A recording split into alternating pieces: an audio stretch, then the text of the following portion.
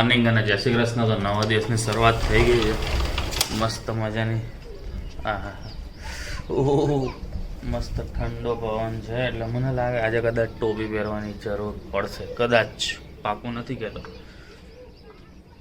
આ તો મેં આમ મસ્ત ગરમ વોર્મ વાતાવરણ ઘરની અંદર કરી લીધું અને પછી આમ બારી ખોલે આમ ઝટકો આવે ને એવું થઈ ગયું.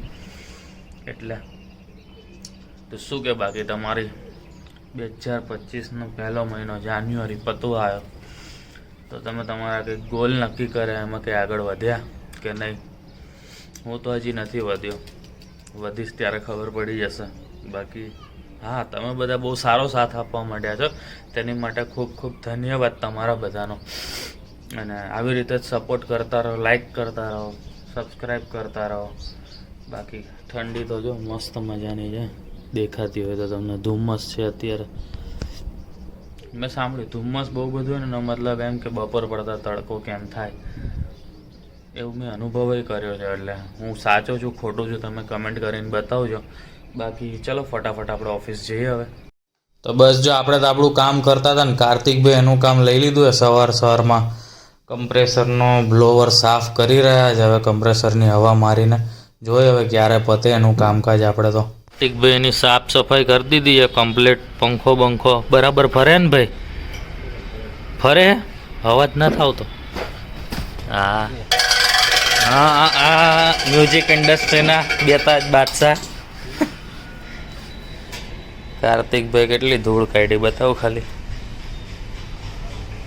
વાહ કાર્તિક વાહ, તારું કામકાજ જબરદસ્ત છે હો. તારામાં સીટી વાગી કાર્તિક. એવું થયું મોબાઈલમાં કોઈને ઇમ્પોર્ટન્ટ મેસેજ નહીં હોય ને તો દઈ દઉં. અરે અરે અરે કેમ એવું થઈ ગયું તારે? થઈ ગયું એવું? કાંઈ વાંધો નહીં, થઈ જાય તારે યારું. બીજું તો હું હવે હું કહું તને. ફાઇનલી પતી ગયું છે કામ કાર્તિકભાઈનું અને મારું. મેં તો થોડીક હેલ્પ કરાવી, કે જાજુ નથી કરાવ્યું.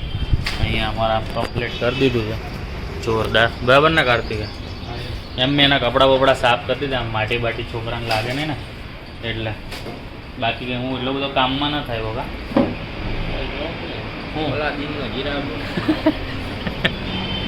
તારી માટે ને કે કોઈ બીજા માટે? એ છે જો કે અત્યારે અમે બે જ છીએ. એ અલાદીન ને હું એનો ચિરાગ. તો હું તારો જીન થા ને, હુકુમ મેરે કાકા. બાબા અહીંયા કઈ નાવા ધોવાનું ન હોય, ઘરે જઈને છે. બસ સાબાસ, થેન્ક યુ. પડી ગઈ સાંજ. કાર્તિક આપણી સવારની આપેલી પીપર ખાઈ રહ્યો છે. કઈ ખાતી? એમ પેન લીબેલ લાલચ આ લપલપા કેવું જ આવે ને એટલો એવી જ જાહેરાત આવે ગા. હે માય ગોડ, સોનાની ચોકલેટ. ભાઈ ભાઈ તમે હો સોના વાળા.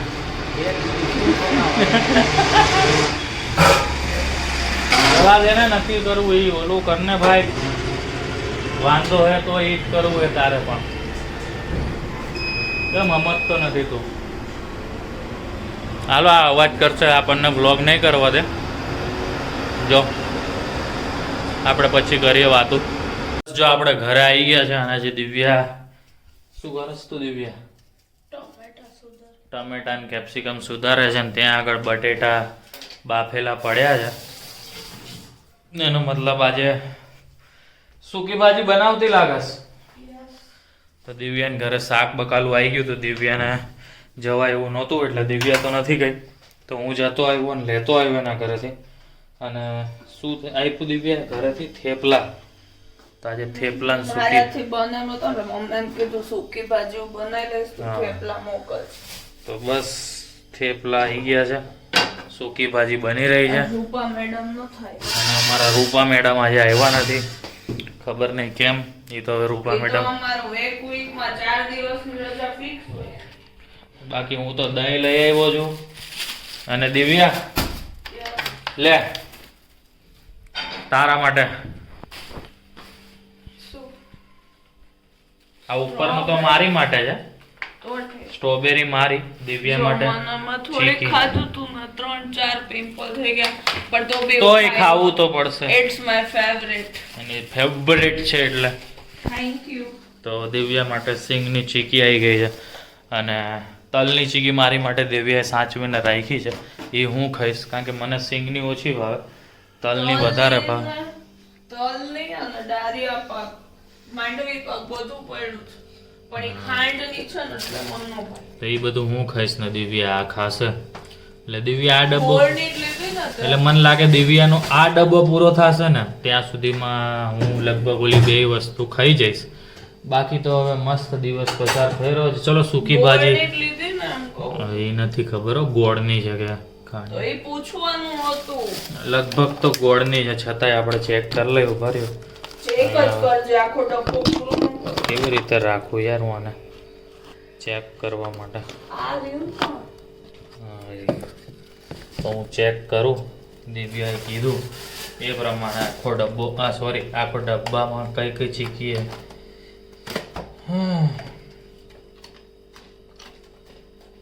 જો તો લગભગ તો ગોળ હે.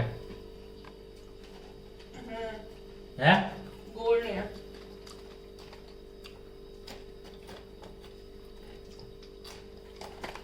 ગોળ નહીં હે. રાખવામાં 2 ચીકી તો ખાઈ લીધી.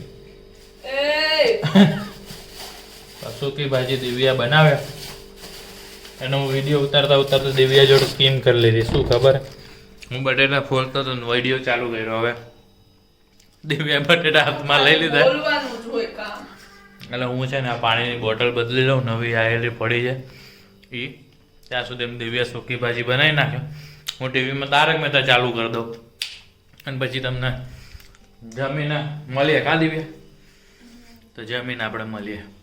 જો સૂકી ભાજી તો ખાઈ લીધી, પછી થોડીક વાર પછી આપણે ટીવી જોતા હતા. દિવ્યા તો અંદર રેસ્ટ કરે છે. અહીંયા આપણે સ્ટ્રોબેરી લઈને આવ્યા હતા. તો એકચ્યુઅલીમાં એવું છે, સ્ટ્રોબેરી જોયા પછી રહેવાય નહીં આપણાથી, એટલે ઠંડી કરીને મેં તો ખાઈ લીધી છે. તો હવે આપણે ખાઈ લઈએ ફટાફટ.